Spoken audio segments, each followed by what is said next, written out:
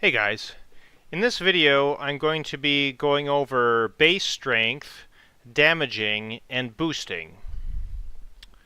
So every unit in Gwent has a base strength value that's indicated as a white number in the upper left-hand corner. The base strength is the default amount of strength the unit has, that is what you'll get when you first play it to the board. Now if a unit suffers a damaging effect, its strength will be reduced below the base strength value. After a unit has been damaged, provided it wasn't damaged so much that it went to 0 and was put in the graveyard, its strength value will then be displayed as a red number.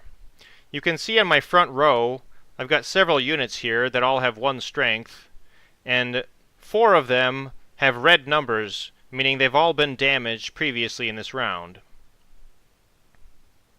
There's an opposite effect known as boosting, which raises a unit strength value, and when a unit has a strength that's boosted above its base strength, the number in the corner will be indicated in green instead of white or red. I'll use a boosting effect on one of my units here so that you can see what happens when it goes above its base strength. Swallow Potion will boost it by 8. So now, its strength value is 9, and it's listed in green because it's boosted above its base strength. You can see the unit my opponent played actually has a base strength of 10, which is quite high for a bronze unit. And if I were to damage it, I could reduce it below 10 and it would become a red value. I'll do that now. I did 3 damage to it after removing its armor, so now it's down to 7 strength, and it has a red value here. Now there are certain effects that do what is known as resetting a unit. When you reset a unit, you take away whatever damaging or boosting it has experienced since it's been on the board, and it goes back to whatever its base strength was. One card that is able to reset units is the Dimitrium Bomb that we talked about a little bit in the last video. So when you play Dimitrium Bomb, it will reset any units it targets after demoting them, if they happen to be gold. I'll use this Dimitrium Bomb to heal up some of these units on my front row. You can see that my 2 damaged units that were at 1 strength were returned back to 3 strength, which was their initial base strength value. Now there are other effects that can add or subtract strength from units that affect the base strength instead of by damaging or buffing. Those effects are known as weakening and strengthening. So I've got this card here called Mardrome. This allows you to reset a unit and then either weaken it by 3 or strengthen it by 3. Weakening means you decrease its base strength, and strengthening means you increase the base strength. So I'll use Mardrome. I choose which effect I want. The mutagen is the effect that strengthens, and the spores weakens. So generally if you're trying to strengthen and buff your own units, you pick mutagen.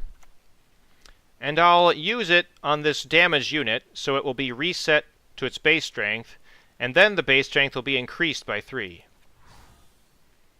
So you can see the unit actually goes up to 6, and the value is in white because his base strength has now been altered to 6.